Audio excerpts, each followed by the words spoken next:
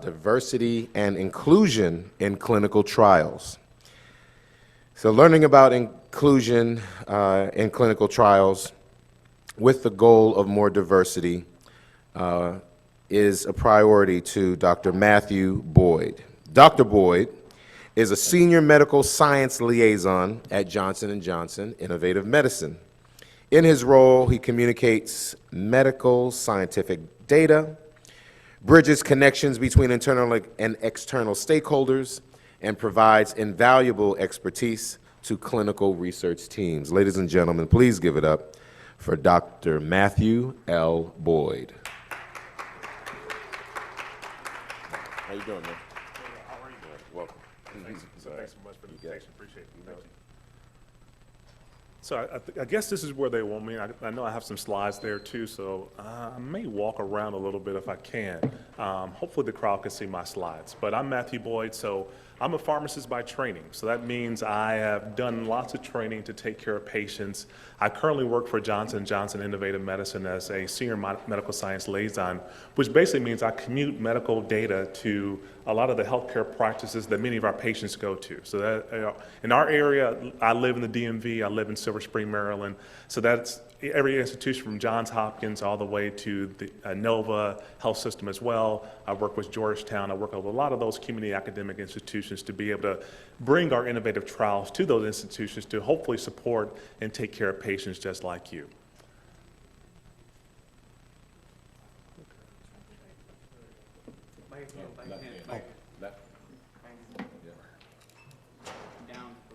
Okay. All right. So, one of the things that we've looked at as a company is, one, ensuring that we're planning for the recruitment of patients over time. So as you look at this particular slide, one of the things you're going to see is that we know that our demographics of our country is changing over time. So by 2060, we'll actually have a flip where 60% of the patient population that we'll be treating for many of our cancers and many of our other patient diseases are going to be predominantly minority driven, meaning there's going to be more minorities, specifically African Americans, Hispanics, as well as Asians that live in the United States versus the rest of the country. So that's important for us to be able to plan for diversity over time. But what's more important as we think about it is actually how we think about how we interact with many of the patient populations that we serve. How can we be able to plan for recruitment? How can we be able to plan for retainment? How can we ensure that our data is actually backed up by the science that we want it to be? So that's very important for us as a group at J&J.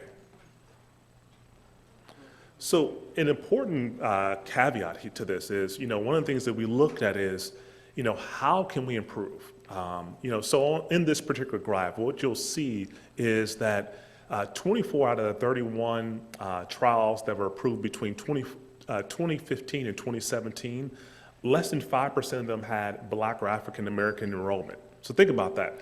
All the cancers that we particularly treat, from non-small cell lung cancer to prostate cancer to multiple myeloma, which disproportionately affects African Americans and Black patients, less than 5% of those patients enrolled in those trials, meaning the trials that we actually looked at to get drug approval. That's the drug approval that then we can actually prescribe it to patients. Less than 5% of those patients were Black or African American.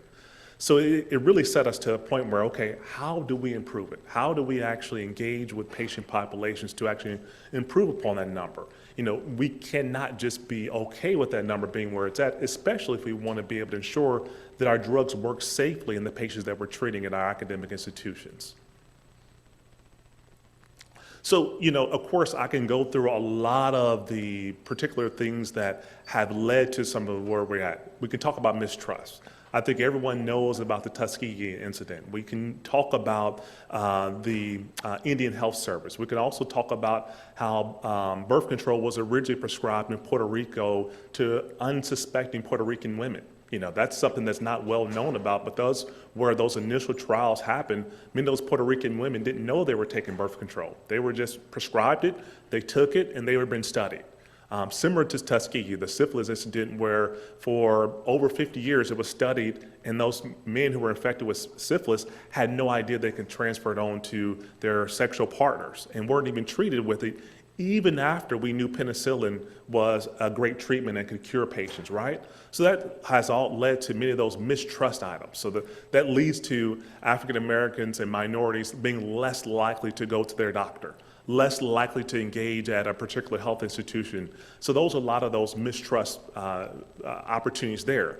But as you think about it, we also have some communication barriers. We know that a lot of our health systems are based in what can be really be described as kind of almost red-lined areas, where that health system at Georgetown is based in Georgetown. You got to travel there. There's not easy access there.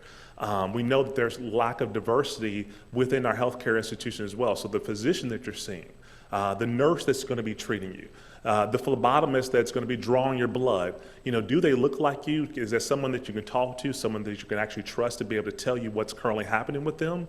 And then lastly, the competing demands of the health system, right? The health system, many of them are for-profit organizations. They want to make money. And the competing demand is sometimes your health comes at a cost that's not directly tied to them being able to make a profit off of you.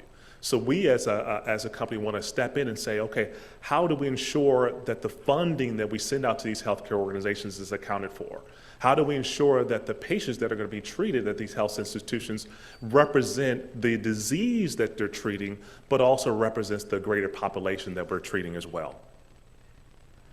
So what are some of the benefits that can hopefully facilitate our ability to recruit more minority patients? One is, of course, cultural congruence, meaning does the patient population that we're treating represent what's in the clinical trial, but also does the institutions that we're treating them at? So do we stay at institutions that only serve a certain population in a geographic region, or are we going to be able to partner with academic institutions like what I currently do is actually try to work with Howard University, trying to bring clinical trials to Howard University and create the infrastructure to actually bring a clinical trial there?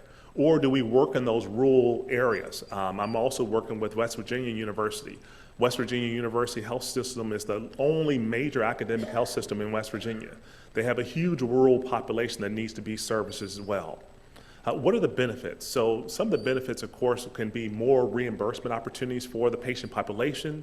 It can lead to better access to the clinical trial that we're currently running. And part of access, think about clinical trials as an ability to actually receive care.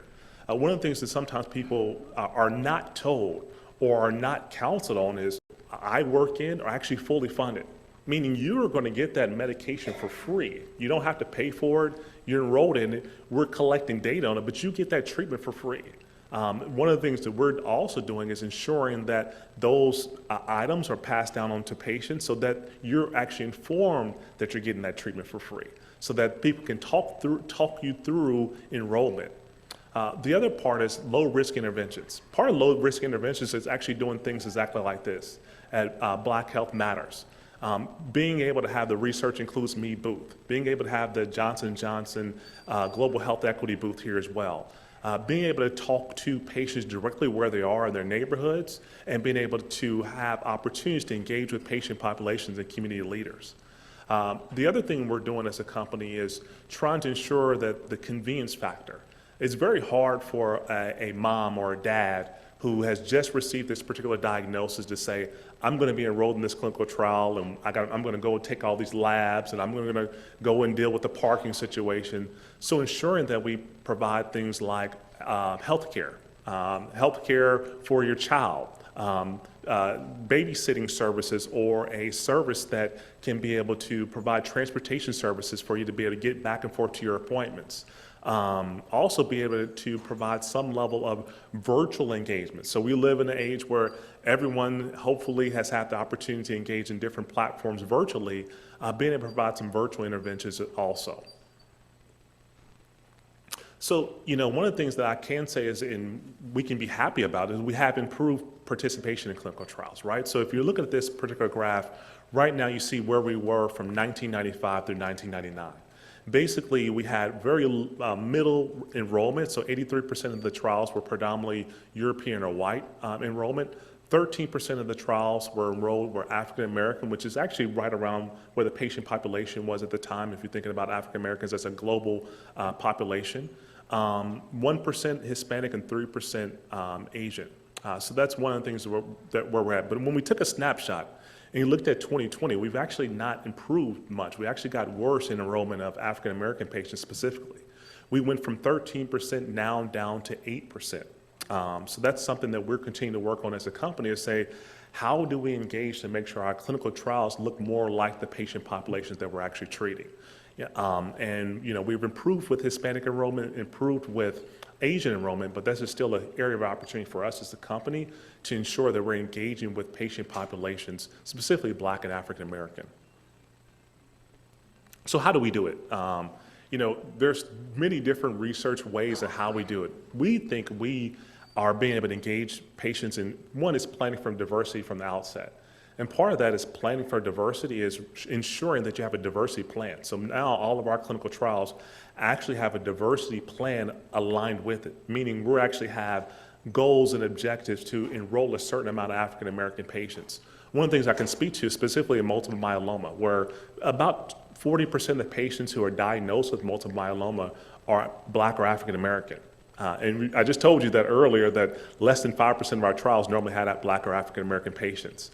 Right now we as a company, Johnson & Johnson and Innovative Medicine, we actually have a diversity goal for African Americans and Black patients being enrolled in our clinical trials for multiple myeloma. So that's part of planning for diversity from the outset. But then there's also the opportunity where when the FDA steps in, which is our regulatory body, the Food, Drug, and Administration, they've actually told us as well, you have to have a certain amount of patients enrolled in order to get your drug approved. How many people remember back to the COVID approval of the mRNA vaccine? Some people raising their hands. One thing you'll remember is early on, if you remember, one of those first vaccines that was approved was Pfizer. Pfizer was trying to get approved. They were actually going to be first approved. The FDA actually put their trial on hold because they didn't have enough Black and African American patients enrolled. So that's why it's really important for us to plan for diversity from the outset, is to ensure our patient population mirrors the patients that we're going to be treating, not just in the US, but really globally. Our medications are used globally. We also need to educate and inspire investigators. Part of that education is, how do you engage with your patient population that you're treating? How do you ensure that your electronic medical record notifies you when a patient has been newly diagnosed with prostate cancer and that patient will qualify for a clinical trial? We also need to ensure that patients are educated on how they fit in.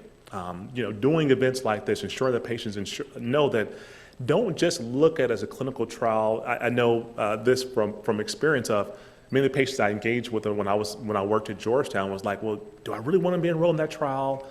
Is someone going to be just experimenting on me? I don't want to be enrolled in that trial because I don't want someone just testing something on me that's not been verified. And I had to explain to them, well, what we're doing is we're actually testing this versus the standard of care, meaning the care that's already been validated to work in your particular cancer. And we want to be able to study this versus another therapy. And then also explaining that sometimes those treatment regimens are what's quote unquote called a randomized study, which means you don't necessarily always know what treatment you're getting, versus some treatments are just a one-arm study. It means we know exactly the treatment that you're going to get, and that particular treatment works and is validated in patient populations with your particular disease. Next, go where the patients are. This has been a huge opportunity for us within J&J, is going where patients are.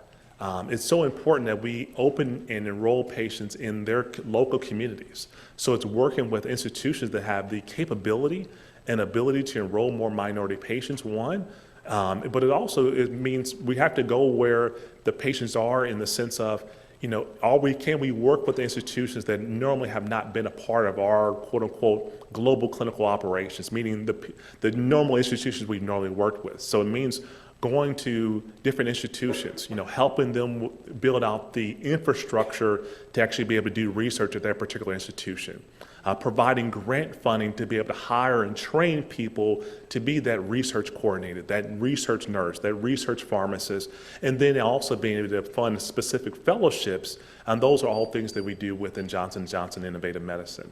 And then lastly, easing the logistical burden, meaning, once again, there's so many different opportunities to be engaged with clinical trials as care, but the logistical burden that patients have to go through, that's been a big factor that's led to patients who are enrolled who then decide, I'm no longer going to be enrolled because there's too many appointments. There are too many things that I have to go to. So easing all those logistical burdens is something that we've also worked to make it more streamlined.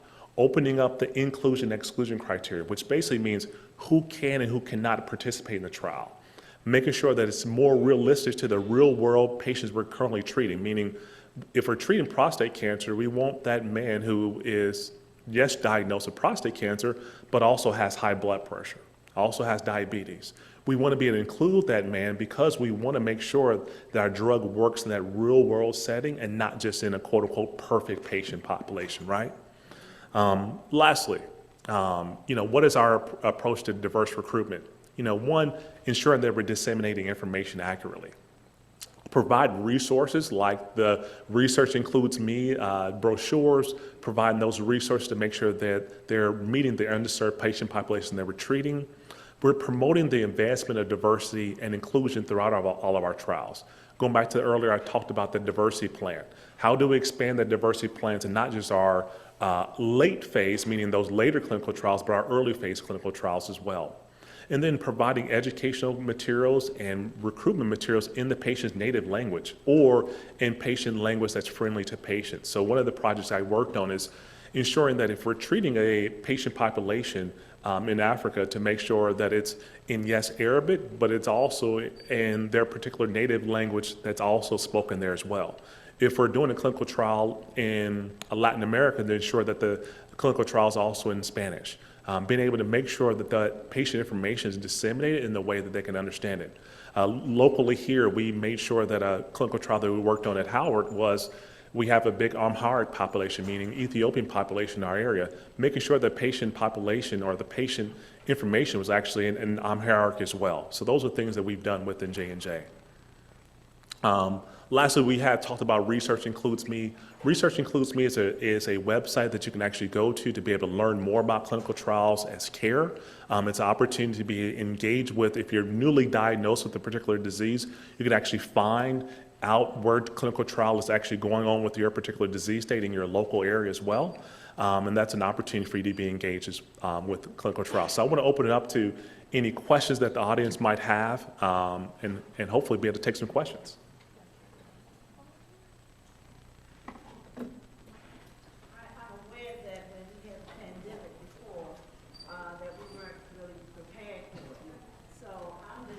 About your research. With your research, what do you think they will have in place for the Black population that might have sickle cell or sickle cell trait? I know that was one of the things that they did not prepare for before. So are we doing more research in that area, how it affects the diverse population that we have coming across our map now? A great question. So I'll be honest, I'm not a sickle cell expert, even though I did work on a couple clinical trials when I was a fellow at Howard. One of the things I can tell you that there were a couple of new drugs that were approved in sickle cell. Actually, as you may know, there was a new CRISPR technology that was approved in sickle cell, where you can actually genetically modify and be able to basically cure, or not cure, but basically relieve you of a lot of those issues that come along with sickle cell disease. My nephew, who also had sickle cell and unfortunately passed away from complications, actually he ended up getting a bone marrow transplant just at the NIH, and that basically helped relieve many of his symptoms from sickle cell. He was basically cured, but as we know with sickle cell disease, many of those in-organ toxicities, meaning his kidney function was very bad, and he was on dialysis, so that is actually what ended up taking his life. But we are doing a lot of research in sickle cell as well. Yeah. So I just have a quick question. So say, for example, I get connected with your, with the organization. How quickly, does it matter when the patient decides? Does it matter when the consent is signed? So say I'm in cancer treatment right now, mm-hmm. and I had the opportunity to be in a clinical trial. However, the nurse, who was Caucasian, I felt like she was treating me like a number. And when I say that, she made such a big to-do out of my signature for the consent. And so I was wondering, I was in radiation for 25 cycles, and I kept mm-hmm. telling her, I said, I need you to come down here. I can't take off of work just so you can get the signature. She just, and it got to the point, she wanted me to lay my to delay my treatment for a month because of technicalities. And I said, no way. I said, because I'm already here, and if you want my signature, you need to get it at this time. Nevertheless, I never entered the trial over that signature. So I'm trying to figure out at what point can you accept my consent for the clinical trial? Because I'm still not understanding why she made such a big deal out of signature just for the consent. If I'm telling you I'm willing to participate in the trial, she just would not, she kept telling me I couldn't sign the consent for whatever reasons right now. So when is the opportune time to get the consent for me if I'm already agreeing to it? That's a great. Or should I say, are there any stipulations as it relates to you obtaining the consent?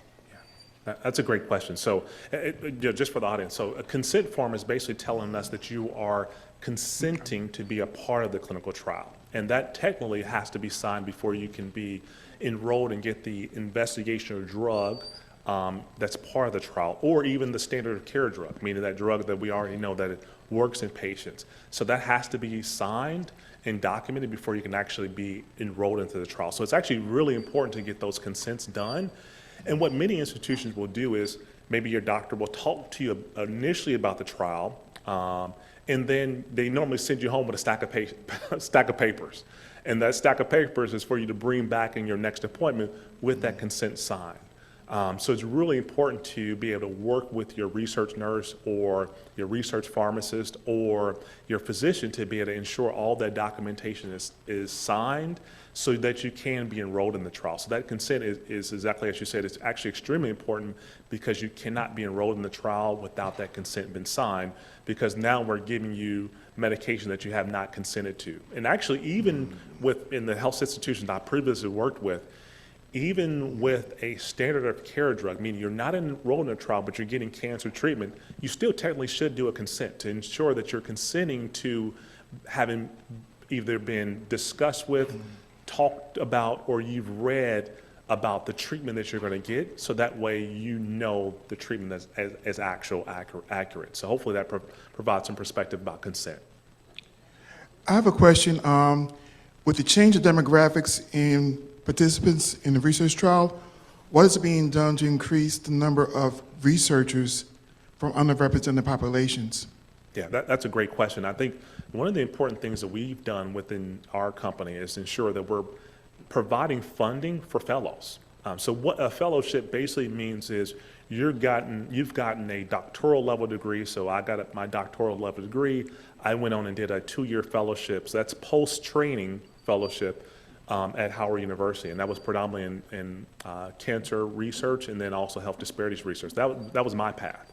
So we actually help fund those type of fellowships, and those fellowships provide kind of pipelines and pathways to then become a specialist. Because what happens in the medical community, specifically with physicians, pharmacists, normally if you have not done a fellowship or a residency, it's really hard to then become a specialist. So, a lot of times if you haven't done a oncology-focused fellowship, it's very difficult for then you to become an oncology practitioner, meaning someone who actually sees patients and diagnoses them with cancers. That's part of the funding that we provided as a company, but that's what many companies are actually doing as well. They're actually providing pipelines for more minority practitioners to then become fellows and actually get training in the specific disease state that they're currently going to be treating when they go out and practice on their own without someone who's going to be quote unquote a preceptor, or that person is going to be training them. Does that make sense? Okay.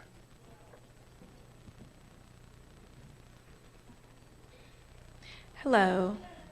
My name is Yvonne Black, and I'm the director for the Black Deaf Studies program here at Gallaudet University. I have a question for you. With the clinical trials and your clinical research, there's a lot of mistrust from the deaf community. Within the deaf community and the disability community in particular, because there's not enough knowledge about the disability community. We have a lot more barriers than the normal or than average person. So, for example, I was denied for a trial. and you're asking people to participate in clinical trials. But now with COVID's impact, you know that you need more people, but the percentage of the disability community participating in those clinical trials is less. So why, again, with the disability community, the wheelchair community, the deaf community, are we ostracized from those clinical trials? Yeah, so that's a great question, and one of the things that we've tried to do, going back to that inclusion-exclusion criteria, meaning the patients we are allowed to put into the trial, that's what inclusion means, and the people we exclude from the trial, meaning sometimes, and I'll just give a generic example, if your blood pressure isn't controlled, you might not be able to participate in the trial, because we want to make sure that you're going to be a safe candidate for that trial.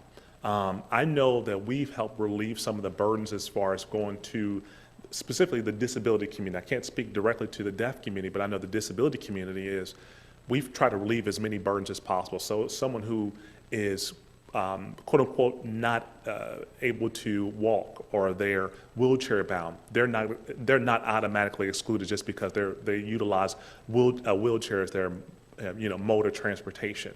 One of the things I will add though is we try to make sure that the patients we do include are able to give informed consent, meaning it would technically, we look at it as possibly being unethical to put a patient in a clinical trial if they cannot get an informed consent. So part of it is also making sure that we have the infrastructure to be able to say, for that deaf patient, have we provided patient education in a mode that they can understand, meaning it's written and they can understand it and they've been able to give informed consent.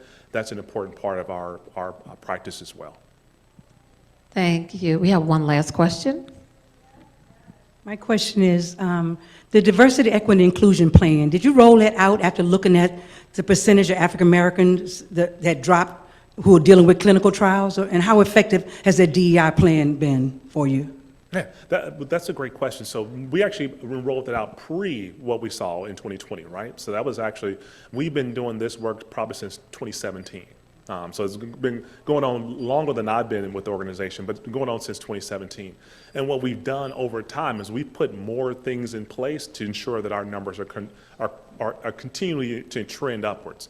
And specifically in the areas where we know that African Americans disproportionately are affected by disease, meaning prostate cancer, multiple myeloma, lung cancer.